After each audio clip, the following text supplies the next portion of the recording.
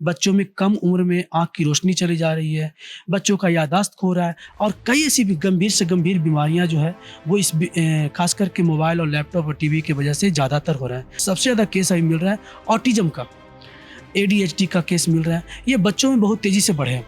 नमस्कार, मेरा नाम परितोष शाही है और आप प्रभात खबर देख रहे हैं। आज हमारे साथ जुड़े हैं डॉक्टर BM प्रसाद। आइए इनसे बात करते हैं। सर, अपने बारे में कुछ बताइए। जी, मैं डॉक्टर BM प्रसाद हूँ और मेरा BC German pharmaceutical private limited company है, जिसके तहत होम्योपैथी की बहुत सारी दवाइयाँ आती है। हमारे कंपनी के अप्रोक्स 1100 मेडिसिन आते हैं जो पूरे ऑल ओवर इंडिया में हमारी सेल होती है।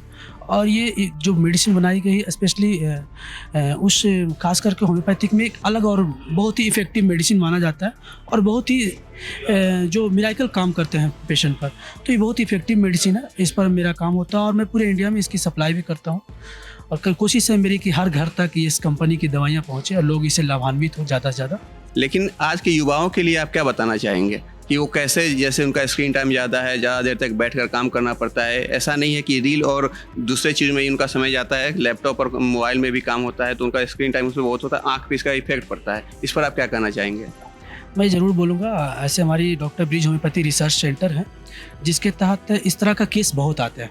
नाउ डे इसके केस बहुत तेज़ी से बढ़ रहे हैं। मैं देख रहा हूँ कि हमारे छोटे छोटे बच्चे इसमें ज़्यादा इन्वॉल्व हो रहे हैं। कई ऐसे पेरेंट्स हैं जो अपने बच्चों को मोबाइल दे रहे हैं और मोबाइल की वजह से उनसे नेक डाउन सिंड्रोम का समस्या जो आ रहा है, जो गर्दन झुका करके लैपटॉप पर मोबाइल पर बहुत ज़्यादा देखने की वजह से गर्दन में भी दर्द आ रहा है उनके, और आँख का भी इफेक्ट बहुत तेज़ी से बढ़ रहा है।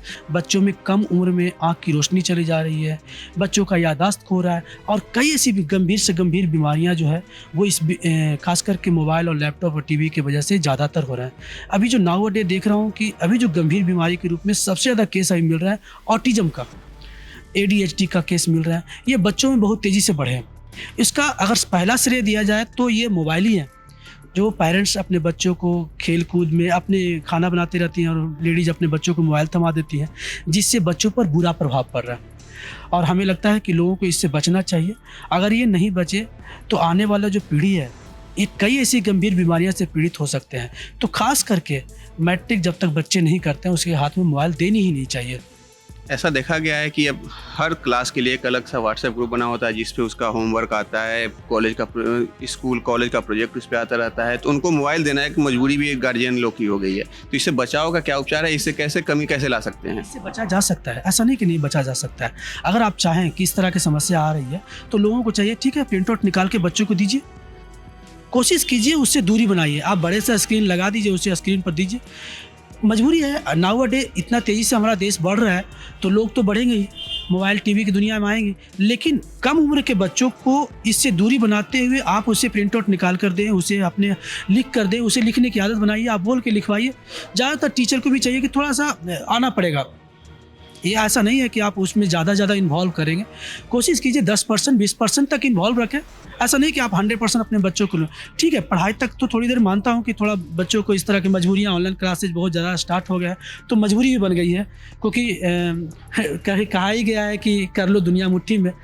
तो बात तो सही है, इससे कई बच्चे पॉजिटिव वे अगर इसको इस्तेमाल किया जाता है तो बच्चे के अंदर तेज़ी से डेवलपमेंट भी होता है। ऐसा नहीं है कि नहीं है, कई ऐसे बच्चे हैं जो मोबाइल से ही बहुत कुछ सीख चुके हैं आज तक डेट में, जो हमें आपको पता भी नहीं होता और वो अच्छी चीज़ें और ऊँची छलांग मार रहे हैं। तो ये गलत नहीं है, एक अच्छी चीज़ भी है, लेकिन जहाँ तक अच्छा के साथ साथ बुरा भी है। बुरा प्रभाव इन सेंस कि जो बच्चे इसके बारे में जानते ही नहीं है, नथिंग, वो रील्स देखते हैं, वो उसमें गंदी चीज़ें भी हैं जिसको लोग पकड़ रहे हैं, उससे बच्चे पर नेगेटिव इम्पैक्ट भी जा रहा है। और देखिए ऑटिज्म की जहाँ तक बात मैंने बोला, ये ऑटिज्म में बच्चे का याददाश्त चला जा रहा है, बच्चे का कंसंट्रेशन, आई कांटेक्ट चला जाता है। तो उसका रीज़न है कि मोबाइल, आप बहुत ज़्यादा मोबाइल देख रहे हैं ना, तो बच्चों को तो दे रहा है, उसे क्या पता। उसे जो बच्चे समझदार हो गए, जो बच्चे के अंदर समझदारियाँ हैं, जो बच्चे उससे ज्ञान ले सकते हैं, आप उसे दीजिए ना, उससे अच्छी चीज़ें दीजिए, पॉजिटिव वे में उसे समझाइए। आप इजी वे में मोबाइल दे रहे हैं तो उसका तो इफेक्ट पड़ेगा ही ना। सर का साफ कहना है कि हर चीज़ का दो पहलू होता है, एक पॉजिटिव और एक निगेटिव। तो हमें पॉजिटिव पक्ष पर ध्यान देते हुए इस चीज़ के सही उपयोग करना चाहिए और कम से कम स्क्रीन टाइम के लिए गार्जियन को भी ध्यान देने की ज़रूरत है। Thank you sir. प्रभातखबर.com, विश्वास वही, रफ्तार नहीं।